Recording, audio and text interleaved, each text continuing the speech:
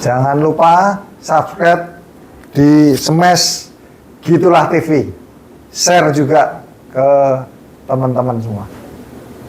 Halo badminton lovers, gimana kabarnya? Mudah-mudahan dalam keadaan sehat walafiat semuanya.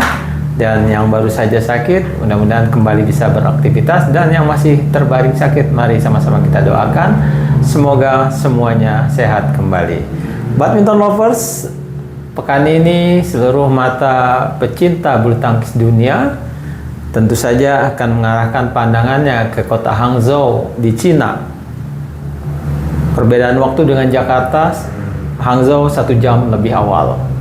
Nah, di kota inilah digelar putaran final BWF World Tour atau lebih dikenal dengan BWF World Tour Finals 2024, sebuah agenda turnamen yang merupakan rangkaian seluruh turnamen-turnamen dalam setahun terakhir, digabungkan poin-poinnya seluruh pemain dan 8 besar pemain teratas baik di tunggal maupun di ganda lolos ke babak putaran final di kota Hangzhou ini. Nah, di kesempatan ini kami akan mengulas khusus tunggal putra, terutama Jojo atau Jonathan Christie, satu-satunya pemain kita yang lolos di sektor tunggal. Jojo berada di grup bersama dengan pemain tuan rumah Shiyuki, kemudian ada Kodai Naroka dan dari Jepang, dan juga ada Kunlavut Pititsan dari Thailand. Nah, di grup sebelahnya ada Anders Antonsen dari Denmark, Chou Tien-chen dari Taipei, kemudian ada juga pemain tuan rumah Li Shifeng dan pemain Malaysia Li Zizia. Nah, hanya tuan rumah yang menempatkan atau meloloskan 2 pemainnya di putaran final ini.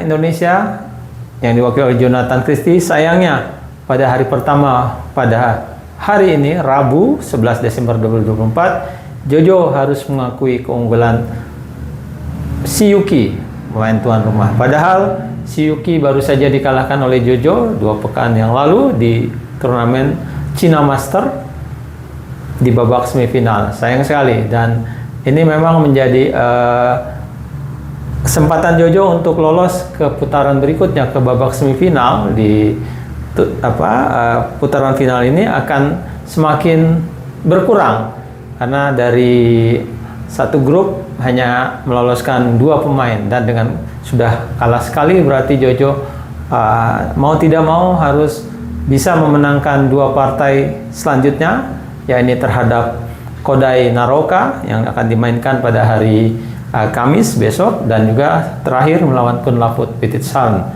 Tidak ada lawan yang mudah di sini. Shiyuki adalah pemain peringkat 1 dunia, Kodai Naroka pemain peringkat 7 dunia, dan juga Kunlavut pemain peringkat 5 dunia.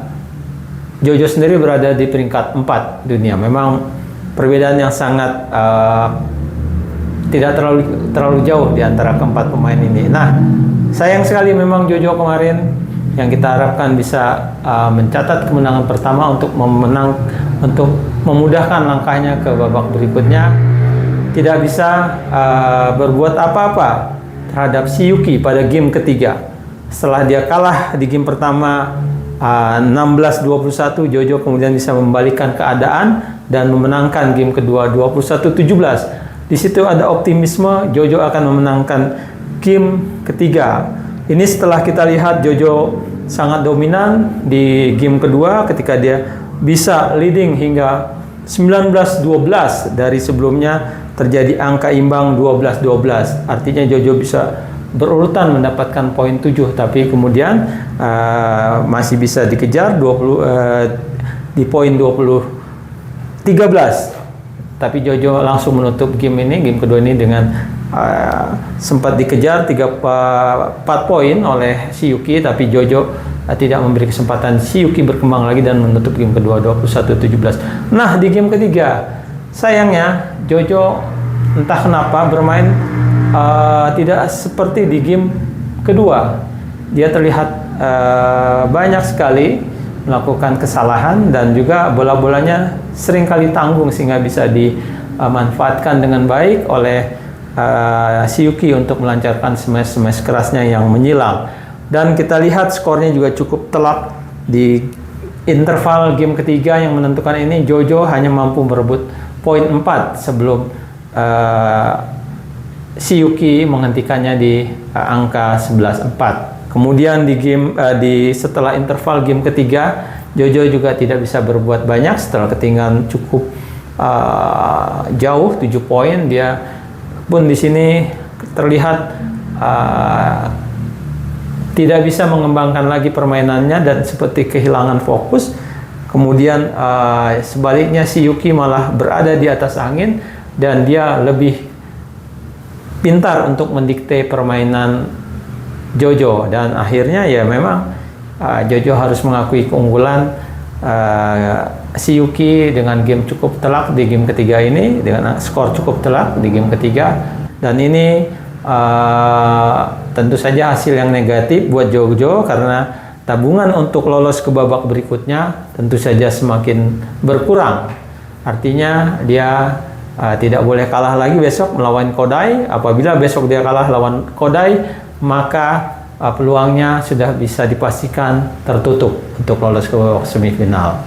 Jadi untuk membuka peluang lolos ke semifinal, Jojo besok harus bisa mengalahkan Kodai Naroka. Dalam catatan head to head mereka sebelumnya, Jojo masih unggul 3-2 atas Kodai Naroka, dan pertemuan terakhir mereka adalah di 16 besar per 8 final turnamen Hong Kong Open yang dimenangkan oleh Jojo.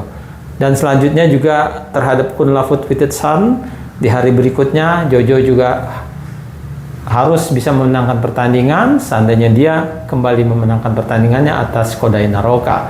Terhadap Kunlavut juga Jojo memiliki catatan head-to-head yang cukup baik. Dia unggul 6-3 atas pemain Thailand tersebut. Tapi jangan terkecoh dengan angka head-to-head ini Jojo, karena terhadap si Yuki pun Jojo sebetulnya unggul dalam head to head. Sebelum pertandingan tadi, Jojo sebetulnya sudah unggul head to head 9-6 terhadap si Yuki, dan kemenangan terakhir atau pertemuan terakhir mereka dimenangkan oleh Jojo di China Master 2 pekan yang lalu di babak semifinal. Nah, mudah-mudahan kita harapkan Jojo bisa mengembalikan permainannya, bisa mengembalikan powernya yang lebih cepat, lebih garang untuk menghadapi Kodai Naroka di pertandingan keduanya, sehingga bisa menang dan bisa membuka kembali peluangnya lolos ke babak semifinal. Kita doakan saja badminton lovers. Jangan lupa dukungannya, subscribe, like, dan komen. Salam badminton.